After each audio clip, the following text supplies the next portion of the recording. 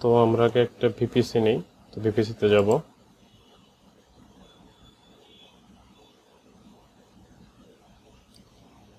Your ভিপিসিতে click করলাম, এখানে create VPC দিব।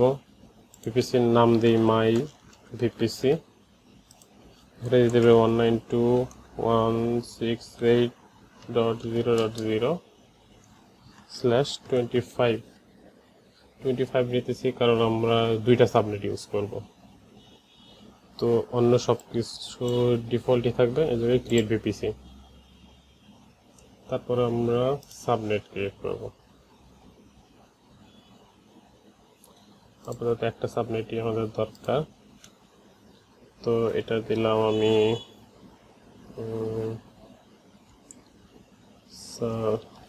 সাবনেট 1 দিই, বা একটাতে দিই মাই সাবনেট 1। ভিপিসি হলো যেটা আমি ক্রিয়েট করলাম মাই ভিপিসি নাম দিয়ে।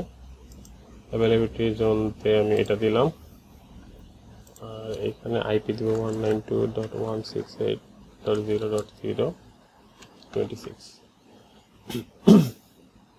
ক্রিয়েট। এরপর আমি ক্রিয়েট করব হচ্ছে আমার ইন্টারনেট গেটওয়ে।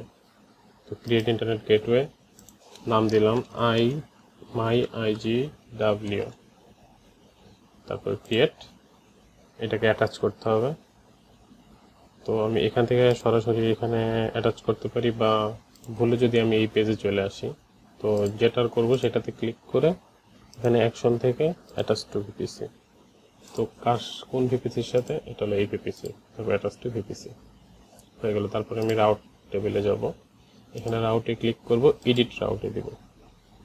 এডিট রাউটে আমি এখানে এটা অ্যাড করে দেব, এটা দিব আমি ইন্টারনেট গেটওয়ে। এখানে আমার ইন্টারনেট গেটওয়েটা আমি সিলেক্ট করে দেব, তারপর সেভ রাউটস।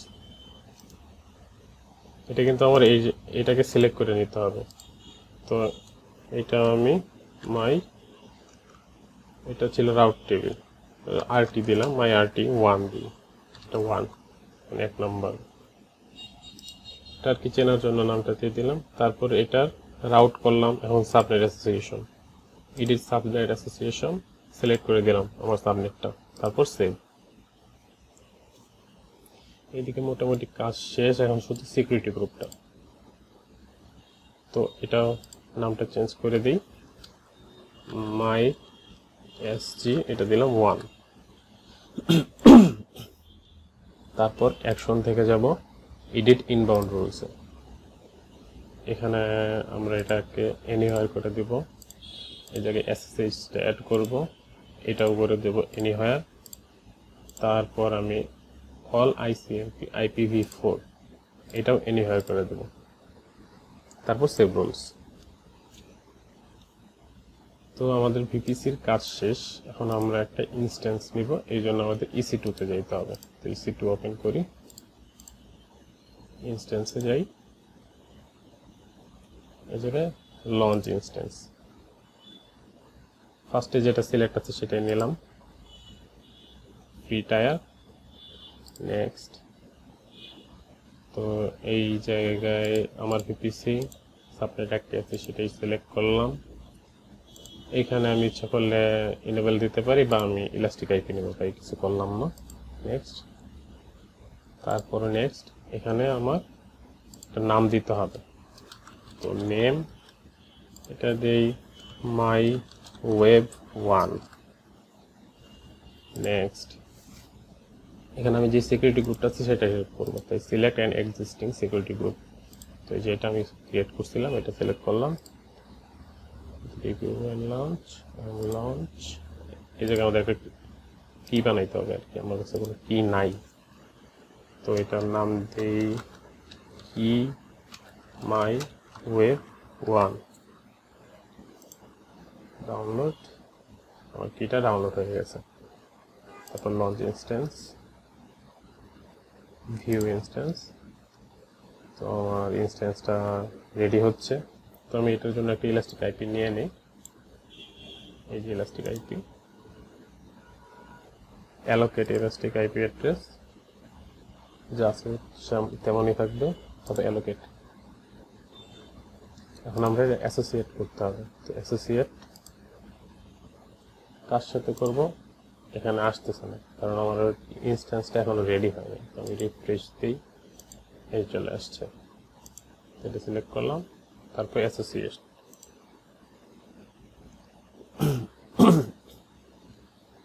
তো এই আইপিটা আমার ইনস্ট্যান্সের সাথে অ্যাড হয়ে গেছে। ইনস্ট্যান্সে টিপ দিই,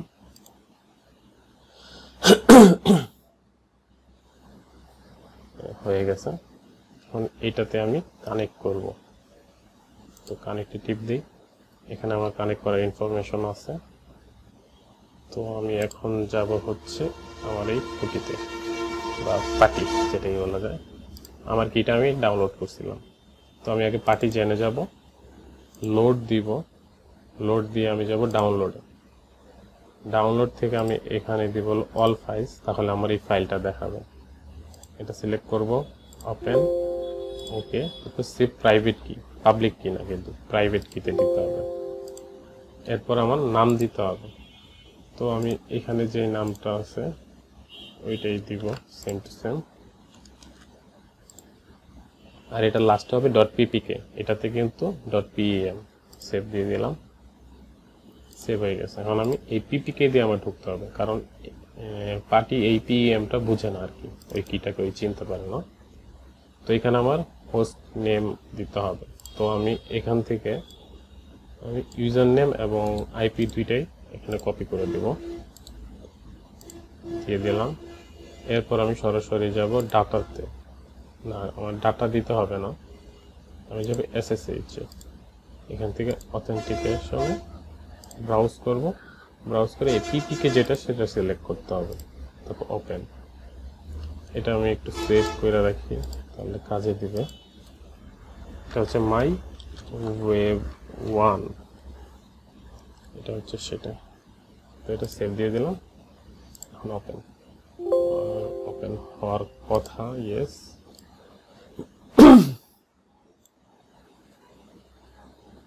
হয়ে গেছে। সুডো আই, আমি রুট ইউজার হিসেবে আছি।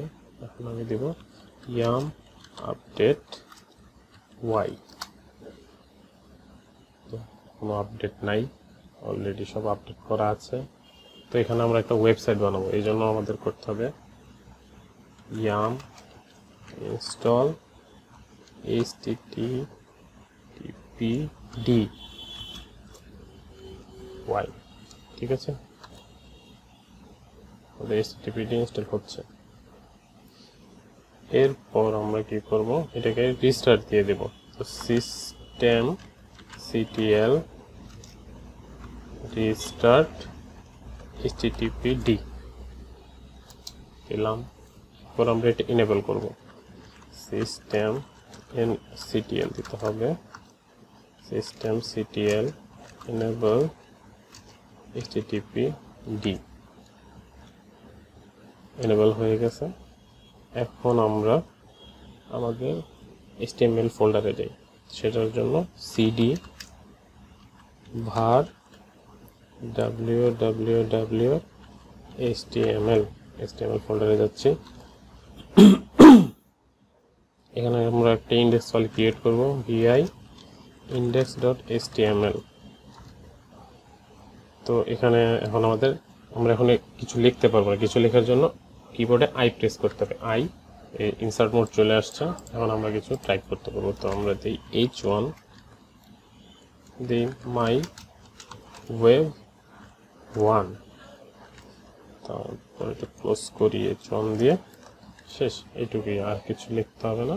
তারপর আমরা ESC তে চাপবো, এরপর দেব WQ, এন্টার। আমাদের ফাইল সেভ হয়ে গেছে। আমরা এখন এটাকে আমরা chmod করব, chmod 755 index.html। আমরা আমাদের ফাইলটা chmod করছি। এখন দেখি আমাদের ওয়েবসাইটটা ভিজিট করা যায় কিনা। এটা আমাদের পাবলিক আইপি, তো এটাতে করা যাওয়ার কথা। আমরা আমাদের ওয়েবসাইটে ঢুকতে পারছি। তো আমরা নর্মালি ওয়েবসাইটে ঢুকতে পারলাম।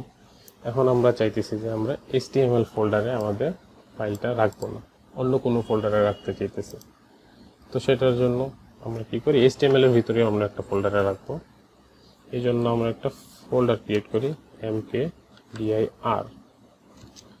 ফোল্ডারের নাম দেই ওয়েব। ঠিক আছে, আমরা ওয়েব ফোল্ডারটা ক্রিয়েট করলাম। এখন আমরা ওয়েব ফোল্ডারে ঢুকি, সিডি ওয়েবে ঢুকছি। তো ওয়েবের মধ্যে আমরা একটা ফাইল ক্রিয়েট করি, vi index.html। I A press করলাম, এরপরে জায়গায় দিই h1 my web1 in web folder, যাতে আমরা বুঝতে পারি যে এটা ওয়েব ফোল্ডার থেকে চলতেছে। তারপরে esc::wq এন্টার।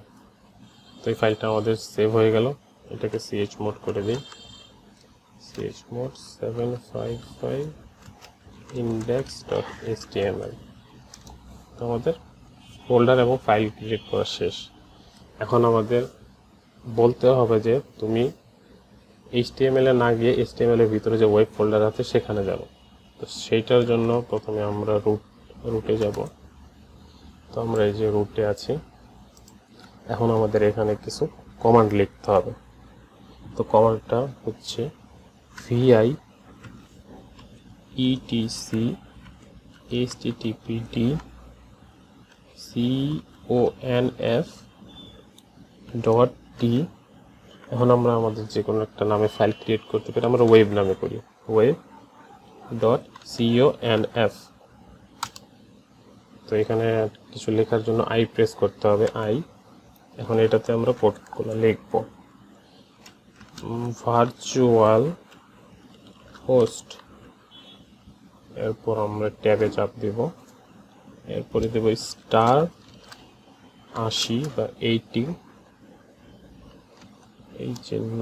তারপর আমরা এন্টার দিয়ে এক ঘর নিচে নামবো। এরপর লিখব ডকুমেন্ট রুট। এরপর আমাদের ফোল্ডারটার পাথ আমরা দিব var www.html। আমাদের ফোল্ডারের নাম ছিল ওয়েব, তো এটা। এরপর আমরা এটাকে ক্লোজ করব, ভার্চুয়াল হোস্ট। এরপর আবার এন্টার দিয়ে নিচে যাব, দিব ডিরেক্টরি। এরপর ট্যাব দিয়ে যাব। এরপর আমি লিখতে পারি, আমাদের পাথটা লিখতে হবে var www.html, এরপর ওয়েব, এরপর এই চিহ্নটা থেকে দিব। তারপর আমি দিব ডিরেক্টরি দিয়ে ক্লোজ করব, ডিরেক্টরি। এরপরে আমরা একটা কাজ করতে পারি, এখানে আমরা শুধু স্পেস দিছি, স্পেস না দিয়ে একটা ট্যাব দিই, দেখতে সুন্দর লাগে। এরপরে এটা আমাদের সেভ করতে হবে। তো সেভ করার জন্য esc তারপর wq, সেভ হয়ে গেল। এখন আমরা দেখি আমাদের পোর্টগুলো ঠিক আছে কিনা। http t সিনট্যাক্স ওকে, মানে আমাদের সবকিছু ঠিক আছে। এখন আমাদের সার্ভারটা আমরা রিস্টার্ট দিয়ে দিই, systemctl restart httpd। এরপর systemctl এবার এনেবল করব, এনেবল httpd। এখন আমি দেখি কাজ হয়েছে কিনা। আগে ছিল my web1, এখন চলে আসছে my web1 in web folder। এর মানে হচ্ছে এখন ওয়েব ফোল্ডার থেকে চলতেছে আমাদের। আমরা যে ওয়েব ফোল্ডারের মধ্যে নতুন ফাইলটা ক্রিয়েট করছি সেখান থেকে এটা চলতেছে। ঠিক আছে, এইটুকুই ছিল আমাদের কাজ, এটা হয়ে গেছে।